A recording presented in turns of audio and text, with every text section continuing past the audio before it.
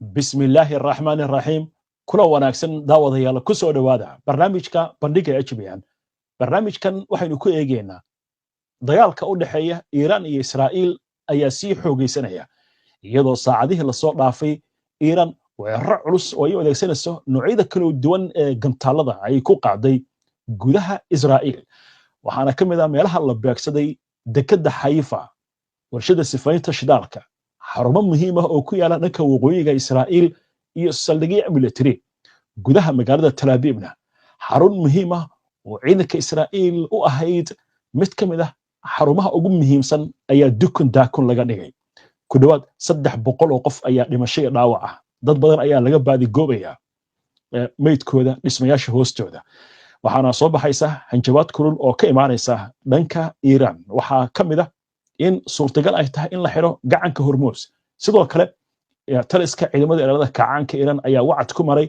in wixii hore ay ahaayeen bilow laakiin waxa soo socda ay ka daran yihiin Israa'iil dhankeeda waxay ku hanjabaysaa in ay beegsan doonto oo ay hulcin doonto magaalada Tehran qorshahan ay ugu jirto in meesha laga saaro maamulka islaamiga ee ka jira jamhuuriyadda islaamiga ee Iran Mareykanka ayaa sidoo kale laga cabsi qabaa dagaalka inuu soo galo Iran waxay si adag ugu wargelisay Mareykanka iyo Britain dagaalkan in uu faafi karo isla markaasna ay beegsanayso dhammaanba saldhigyada Mareykanku uu ku leeyahay gobolka Bariga Dhexe in ka badan 19 saldhig ayuu Mareykanku ku leeyahay gobolka Bariga Dhexe haddaba dagaalkan maxay qubaradu ka tiri waxaan si gaar ah u soo qaadanaynaa Douglas Maguire oo ka mid ah qubarada Ameerikaanka ee dagaalka oo xog la yaab leh bixiyay saacadihii la soo dhaafay sidoo kale macluumaadyo kale oo la xiriira waxa arrintan qubaradu ay ka tiri ayaan barnaamijkan ku eegi doonaa soo dhawaada markale daawadayaal si aad ula socoto oo hesho wararkan iyo barnaamijyada iyo macluumaadka aynu soo gudbino haddii aad ku cusub tahay baraheena bulshada ama horey aadan uga xirnayn ku soo biir fadlan wala mahadsantihiin maxamed cabdi ayaa soo ururiyay macluumaadkan maxamed horta intaanan u gudbin qabiirkan Mareykanka ah Douglas horta ninkan khibradiisa waxaan uu ka hadlayo oo hoogaya ba'a ah oo Mareykanka si gaar ah u qoseeya nin ehelkeedii ma yahay ninkan maxaynu ka naqaanaa si kooban Colonel Douglas McGregor waxa uu ka tirsanaan jiray militariga Mareykanka waxa uu ka qayb galay dagaalkii Iraq ee koowaad iyo dagaalkii Iraq ee labaad waxa uu xukumayay dagaalka mid ka mid ah dagaaladii ugu caansanaa oo buug ka qoray waxa uu qayb ka ahaa dagaalkii Yugoslavia dadkii khidada weerarkaasi dejiyay waxa uu noqday xilligii hore ee madaxweyne Trump la taliyaha wasaaradda gaashaandhigga ee Mareykanka ee Pentagon-ka loo yaqaano iyo la taliyaha arrimaha ciidamada ee xogayaha arrimaha gaashaandhigga waa nin hadda howlgab ah oo la fagura arrimaha militariga ee caalamka Trump waxa uu xog ka helaa saraakiil ka tirsan militariga Mareykanka saraakiil ka tirsan NATO dagaalka Ukraine ka socda waxa uu ahaa dadka la fagurayaasha ninka ugu xogta badan oo dadka la fagurayaasha oo dhan ay dhageystaan haddana warkan uu daboolka ka qaaday waxa uu baraarujinayaa Mareykanka xaaladda dhabta ah ee haysata marka la fiiriyo xagga dagaalka xagga dhaqaalaha xagga iyo tala bixin ayuu bixinayaa waa garta waxaad inoogu bilowdaa marka maqaalkiisa muxuu hore dhac uga dhigay muxuu ku bilaabayaa 72 saac ee ugu dambeeyay Israa'iil waxay dagaal hordhaca oo gaadma ah ku qaaday wadanka Iran iyadoo Mareykanka iyo Iran wada xaajoodkooda uu wali socday Iran weerarkaasi waa lagu gaaday hasaate Iran si dhaqso leh ayay uga soo kabatay xaalad uu ku tilmaamay inay ahayd mid u dhiganta Mareykanka weerar gaadma ah hadda ka hor uu Japan ku sameeyay oo la yiraahdo weerarkii Pearl Harbor Israa'iil 18 saacadood kadib markii ay qaaday weerarkaasi gaadmada ah, Iiraan waxay ku jawaabtay inay soo riddo boqolaal gantaalada ballistikada ah oo ay ku jiraan gantaalada guuxooda ka dheereeya, waxayna la tiigsatay bartamaha Tel Aviv iyo deegaano badan oo ku teedsan xeebta Israa'iil. McGregor qoraalkiisa asagoo sii wada ayuu wuxuu yiri, dhanka kale nidaamkii difaaca cirka ee Iiraan ee Iron Dome-ka loo yaqaano waa guul daraystay, waxna waa difaaci waaye. ciidankii sirta Israa'iil ee lahaa waxaan nahay ciidanka adduunka ugu sirta badan waa guul daraysteen. Hadda Netanyahu ayaa wuxuu ku baryayaa dowladda Maraykanka in ay militarigeedu uu dagaalka soo galo sidii Israa'iil looga badbaadin lahaa guul darrada huban ee ku soo wajahan. guul darradani waxay ahayd mid uu Netanyahu hore gacmihiisa ugu falkiyey, dowladda Maraykankana waxa uu ka filayay inay ku dhiirageliso. Hadda xaaladan la joogo, Ruushka, Shiinaha, Bakistan iyo dhammaan caalamka muslimka ayaa waxa ay u heelan yihiin in ay taageeraan difaacidda Iiraan iyo Iiraan inay isdifaacdo. waxaa soo gaaraya sahay, qalab iyo gargaar xagga farsamada ah dhinacyo badan ka imaanaya. waa gartay. waa arrin cajiiba, wax badan aan ogeyn buu soo gudbinayaa ninkan, xitaa warbaahinta aysan ka warhayn. waa yahay muxuu ula jeedaa markuu leeyahay waa xilligii xaqiiqda la wajihi lahaa? Maraykanka waxa uu khasaariyey buu yiri 12 trilyan oo dollar ayuu ku khasaariyey bariga dhexe ilaa iyo laga soo bilaabo 2003 oo uu bilaabay dagaalkii ka dhanka waddanka Ciraaq. natiijadu maxay noqotay? 7,000 oo askari oo Maraykan in la dilo, 50 askari oo Maraykan oo dhaawac inay joogaan, xuduudada waddanka Maraykanka in ay furan yihiin, 100,000 oo Maraykan ah inay sanad walba u dhimanayaan mukhaadaraad. maanta dowladda Maraykanka deynka ay ku jirto waxaa weeye buu yiri McGregor 37 trilyan. xisaabaadka lagu sheego deymanka kale kuma jiraan. 77 milyan oo Maraykan ah ayaa u codeeyey madaxweyne Trump. sababta ay ugu codeeyeen maxay tahay ayuu isweydiiyey. wuxuu ballan qaaday inuu soo afjarayo colaadaha Maraykanku uu lugta ku leeyahay ee dibadaha ka dhaca, in uu joojin doono ama ka hortegi doono in Maraykanka uu lug ku yeesho dagaalka saddexaad ee adduunka. qoraalkiisa asagoo sii wada ayuu waxa uu yiri, Trump sababta loogu codeeyey waxa weeye in uu isbeddel sameeyo, in uu adkeeyo ammaanka xuduudada Maraykanka, dekedaha iyo xeebaha Maraykanka, in uu waddanka ka bixiyo soo galooti qaanuunka khilaafsan oo fara badan oo waddanka ku kallifay inay lacagtana ka gurtaan dadkana Maraykankana dilaan, inuu soo celiyo qaanuunkii iyo kala dambeyntii, in aanan dhiig kale oo askari Maraykan uu leeyahay in uunan dhul ajnabi ku daadan iyo dagaal ajnabi. McGregor asagoo hadalkiisa sii wada ayuu leeyahay, hal weerar oo lagu qaaday dekedda jasiiradda Khaak ku yaala ee waddanka Iiraan, halkaasoo 90% saliidda Iiraan laga dhoofiyo iyo goobaha saliiddu ay sii maraan ee Bandar Abbas, iyo Iiraan iyada oo xiraysa gacanka Hormuz ama iyo mareenka yar ee Hormuz oo boqolkiiba 20 ganacsiga caalamka ee marka ay saliidda timaado uu maro, waxaasoo dhan ayaa khatar ku jira. waxaas dhan ayaa khatar ku jira. maxay ka macno tahay marka waxaan uu sheegay uu soo bandhigay khabiirkan military? waxay ka macno tahay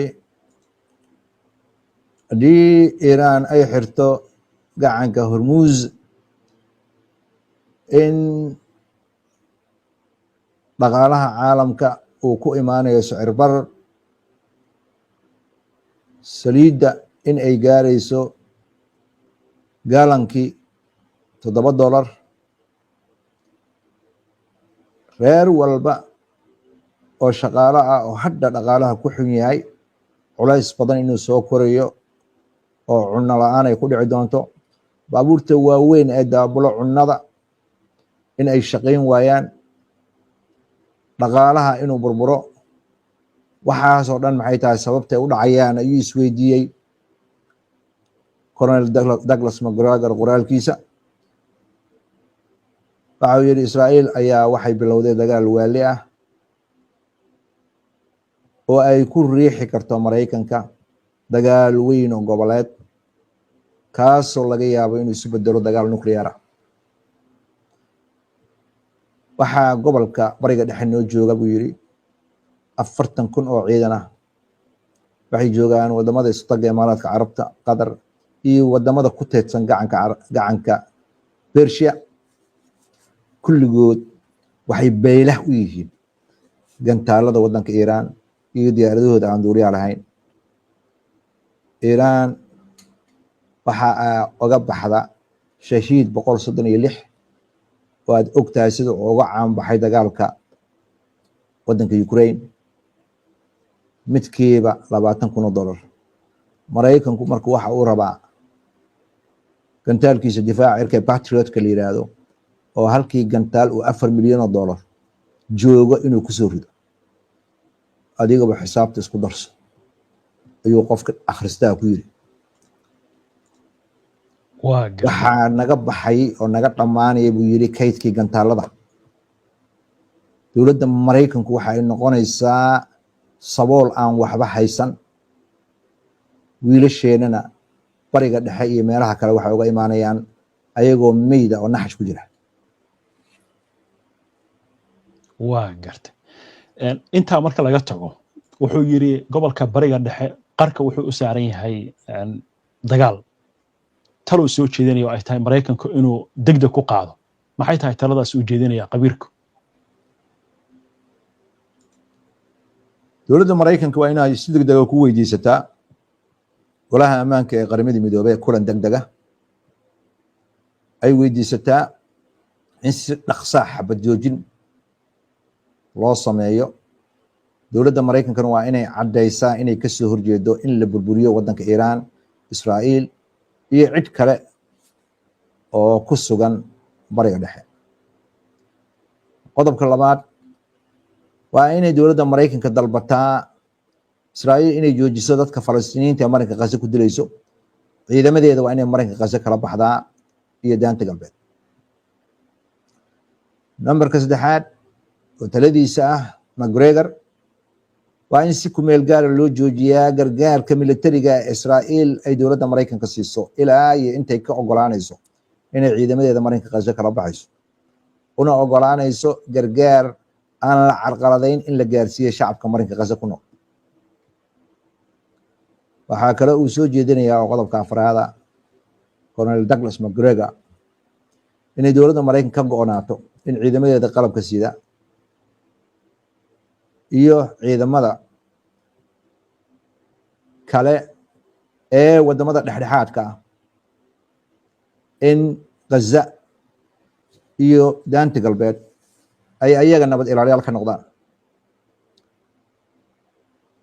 hindisahan dowladda Maraykanka, Ruushka, Shiinaha iyo Hindiya iyo Brazil ayuu waxa uu soo jeedinayaa inay shir nabadeed qabtaan oo wax ka tari kara sidii loo xalin lahaa colaadda u dhaxaysa Israa'iil iyo Iiraan iyo wadamada kale ee Israa'iil dariska la ah. halkan waxaad hoosta ka xariiqdaa Yurub waa laga gudbay. Yurub meeshan lama sheegin. waxaan anigu u yiri Colonel Douglas MacGregor hogaamiye u ahaa ama abaanduulo u ahaa askar dagaal gashay. waxaan arkay meydad fara badan oo calanka Mareykanka la suray oo naxashkooda ku jira. ma doonaya buu yiri aniga oo Douglas MacGregor ah inaan arko dhalinyaro kale oo meydadkooda naxash ku jiro. dowladda Mareykanka dadka dagaal oogayaasha ah wadanka waxa ay arrimihiisa ku dhex jireen 22 sanadood. waa ay guul daraysteen. been ayay cid walba u sheegi jireen. waxa ay lacag badan oo faa'iido ka heleen dhibaatada dadka halka dadka Mareykanka ana ama askari ha noqdo ama cid kale ha noqoto dhiigooda qubanay. waqtigaasi hadda ayuu dhamaaday buu yiri. waxa uu soo xigtay khudbadii uu jeediyay Donald Trump oo ah Mareykanka ayaa waxaan ka dhigayaa in wax walba uu noqdo midka ugu horeeya. Mareykanka inuu noqdo qof walba waxa ugu horeeya macnaheedu waxa weeye yiri Mareykanka waa inuu noqdaa qofka ugu horeeya. ma aha Israa'iil inay noqoto qofka ugu horeeya. ma aha Ukraine inay noqoto midda ugu horeysa. ma aha NATO inay noqoto midda ugu horeysa. Mareykanka ugu horeeya macnihiisu waxa weeye Mareykanka ugu horeeya. waxa uu soo jeedinayaa siyaasadda Mareykanka in mijaha madaxeeda loo rogo. waadna aragtaa Yurub sida qoraalkiisa ku taala in uu xataa xusin. waa gartay maxamed intaan u gudbin qaybaha kale oo ninkan aan ka bixin warkiisa maxaa lagu macnayn karaa marka arrintan ninkan uu soo bandhigay markuu leeyahay uu ku soo gabagabeeyey Ukraine iyo Israa'iil ma aha mudnaanta koowaad laakiin Mareykanka ayaa mudnaanta koowaad. maxaa laga dhadhasan karaa hadalkiisa? wadanka Mareykanka lacag ma haysto. deynka uu ku jira 37 trilyan. wax soo saarkiisa iyo deynka ayaa badan. xaaladahan uu ku jira kuma sii socon karo oo 20kii sano la soo dhaafay oo Mareykanku dhihi jiray aniga adduunka booliiska warkeeda waa dhamaatay. wadamada hadda la rabo inay Iiraan nabadeeyaan Yurub waa laga saaray. waxa weeye wadamadii ugu waaweyn adduunka hadda sheegay sababta Mareykanka hadda adduunka ma taliyo. Mareykanka adduunka Shiinaha, Ruushka, Hindiya iyo Pakistan ayuu sheegay. maxaa wadamadan Yurub looga sheegay? wadamada Yurub wadanka ugu dadka badan waa Jarmalka waa 90 milyan wey. dadka ku nool oo dhan Yurub hal dawlad bay leeyihiin. European Unionka 370 milyan wey. adduunka intiisa kale ayaa dhinac u dumay. Yurub oo dhan iyo Mareykanka hadii la isku daro marka laga reebo Belarus iyo Ruushka waxa weeye populationka ama caalamka dadkiisa waa 8 bilyan wey. 1 bilyan xataa ma gaari karaan. si dirqi ay ku gaarayaan haday gaaraan. waxa weeye adduunkii aqoontii farsamadii wax walba waa ka wareegeen. ninkan oo ah askari soo dagaalamay khabiir ah aqligiisa iyo xikmadiisa waxa uu keenay Mareykanka sidoo ku socdo kuma sii socon karo. waa in wax la bedelaa. tartanka doorashada wuxuu ku soo galay ninkan in uu wax bedelo hadii uu dagaal keenana hore ayaa Scott Ritter iyo asaga laftirkiisa sheegay Mareykanka haduu xaaladan dagaal ku galo in uu jabayo. waxa muuqata marka adduunka Mareykanka iyo Yurubtii ka talin jiray waqtigooda waa dhamaaday. 24 saac ay la soo dhaafay Israa'iil waxa ay dalbatay Mareykanka in uu dagaalka soo galo. Mareykankana waa ka maagayaa waana ka baqayaa dagaalka haduu soo galo. dagaalka haduu soo galana mid barakada ma noqonayo. waxa ku haray McGregor waxa uu sheegayaa in hoos lagala safan yahay wadanka Iran. Maraykan oo xulafada haysto yaa waay marka Yurub xulafo ayuu ka dhigtay, wuxuu damcay inuu Taliban iyo Afghanistan ku qabsado, asaga iyo Yurub waa soo jabay. qoladaas mar dambe raaci maayo, raaca marka waa keligii. Israa'iilna waxa ay bilowday dadka uu sarbeebay uu leeyahay 20 sano ee wadanka ku ciyaarayeen waa dadka galgalka kule AIPAC oo ololeysa siyaasadda Israa'iil ee siyaasadda Maraykanka galgal kule. waa cusub ayuu ninkan ka hadlayaa inuu Maraykanku u bilowdo sidii hore laguma sii socon karo, hadduu dagaal galana waa jabaya. waa tahay maxamed, qabiirkan haddaynu ku dhaafno macluumaadkaasi uu bixiyey, arrimaha uu ka hadlay waxaa ka mid ah xaaladdan Israa'iil haysata, laakiin Israa'iil laftigeeda iyadoo dhinacna ka cabaadaysa oo Maraykan doonaysa dagaalka inay soo geliso, dhinacna bootay kasii wadaa iyo cagajugleyn. khubarada maxay ka tiri markaa inaysan ilaa hadda Israa'iil cadaadis dareemin, ha noqoto mid Maraykanka ka yimaada, mid reer galbeedka ka yimaada, walow gudaha Israa'iil aynu arkaynay sawirro iyo muuqaalo dadkii oo Netanyahu ku qaylinaya, qaar jijibinaya telefishinadii markuu ka hadlayay, dad banaanka soo istaagay iyagoo oynaya oo leh dhibkan adigaan geliyay. laakiin marka laga hadlayo Maraykanka iyo quwadaha kale reer galbeedka, Israa'iil wax cadaadis ma saarna. maxay khubarada ka tiri arrinkaa? nin hore uga tirsanaan jiray guddiga wadaxaajoodka nuclearka oo Maraykana, Alan Ayr la yiraahdo, ayaa wuxuu sheegayaa dagaalka Israa'iil iyo Iran waxa uu noqday uu yiri dagaal khatar ah, colaadanna way sii dardargelaysaa. marka la soo xorxoriyay waxay u muuqataa buu leeyahay Israa'iil inay qorshe wadatay, qorshahaasna inay ku taagan tahay. xaqiiqada waxay tahay ma jiro cadaadis caalami ah oo Israa'iil lagu joojin karo. waxay u muuqataa markay ugu yaraato Israa'iil inay sii wada doonto inay bartilmaameedsato wax allaaliya waxay rabto si xukuumadda Iran ay u rido. halka madaxweyne Trump uu sheegay in ay la tahay weerarka Israa'iil ay qaaday oo Iran ku qaaday in uu ku dhiirigelinayo Iran inay wada xaajood ka timaado oo ay qaadato digniinaha iyo labada farood oo Maraykanka u taagay ee heshiis qaadashada ama dagaal qaadashada. khabiirkan waxa uu sharaxayaa cid allaale iyo ciddii aqoon buuxda u leh taariikhda casriga ee wadanka Iran, waxa uu garowsanayaa inaynan arrintaasi marna dhacaynin. haddii uu yidhaa sugaa hadalkiisii wadda dowladda Maraykanka ay la tahay inay u ogolaatay Israa'iil inay weerar ku qaado Iran si ay cadaadis ugu saarto in dowladda Maraykanku ay heshiis fiican ka hesho, aniga waxay la tahay tu yiri arrintaasi in aynan ahayn mid suuragal ah. Israa'iil cid hadda cadaadis ku haysa ma jirto gudaha iyo dibaddaba oo dagaalkeeda lagu joojin karo. khabiirkan ayaa waxa uu sheegayaa su-aasha muhiimka ah waxay tahay maxay tahay hadafyada ay xukuumadda Israa'iil u dan leedahay.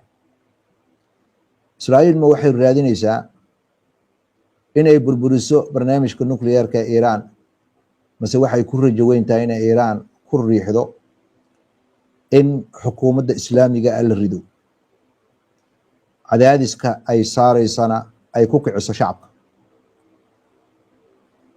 waxa uu ku soo gabagabeeyey arrimahaasi haddii uu hadafkeedu yahay wax badan ayaa la sugi. waa gartay, wax badan baa la sugi.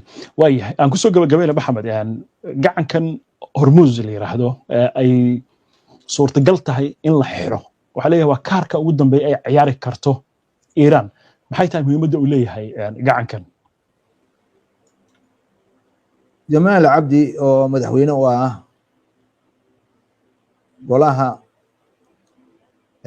Iran iyo Maraykanka ayaa ku tilmaamaya in kaarka ay haysato Iiraan ee faska ah inuu yahay in ay xirto gacanka Hormuz. waxaa lagu cabsi gelinayaa Maraykanka iyo xulafadiisa. hadda ka hor ayayna digniintaas iyo hanjabaadaas Iiraan jeedisay sida qoraagan uu sheegayo. weligeed ma aynan isticmaalin, laakiin asaga waxay la tahay in uu yahay qaab dhaqaalaha adduunka lagu ceejinayo, saameyn weyn dhaqaalaha adduunku yeelanaya. waa dhul yar oo kooban oo ciriiri ah oo lagu carqaladayn karo dhaqaalaha adduunka. ma laga yaabaa Iiraan inay ku tallaabsato arrintaasi ayuu isweydiiyey. baarlamaanka Iiraan olid ayaa shirka yeelanaya arrintan. waxay ka mid noqonaysaa ajendaha labada qodob oo ku jira mid ka mid ah inay Iiraan xirto iyo in kale. waana arki doonaa waxay ku dhamaato. waynu arki doonaa, daawadayaashuna halkan HBN ayay ka ogaan doonaan. maxamed waad mahadsan tahay. inta ayaan kusoo gabagabeynaynaa barnaamijka. daawada si aad ula socoto wararkan iyo barnaamijyada iyo macluumaadka aynu soo gudbino, haddii aad ka cusub tahay baraheena bulshada amaba horey aadan ugu xirnayn, hadda kusoo biir. waa inoo barnaamijka xiga insha allah. inta ka horeysa nabadgeli.